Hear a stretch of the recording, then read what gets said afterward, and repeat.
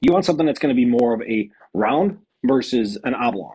Um, a round one is going to go ahead and give you that first initial characteristic of what you want to look for. Major thing you want to really keep your eyes on is going to be the color of the skin. You do want something that is going to be dark and dull looking, not so shiny.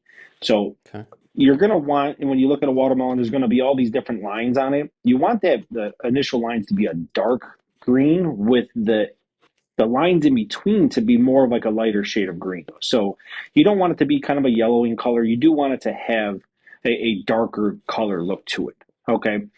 The other real caveat is looking at what we call the belly of it. And what the belly is really how it rests on the field. If you're looking more for a what we call it as a yellow belly versus Mhm. any kind of a white spot. So a yellow belly is going to show that it's been on the ground and on its stem ripening right there on the fields. That's really a very key component to that.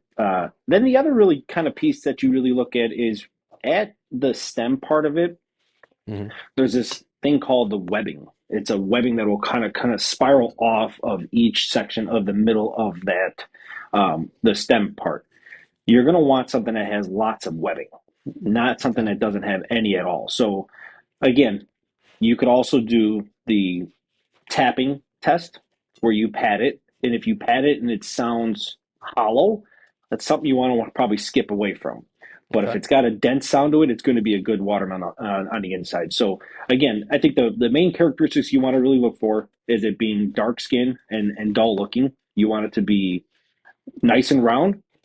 You want to have yellow belly on the bottom of it, and then you want to also look for lots of webbing.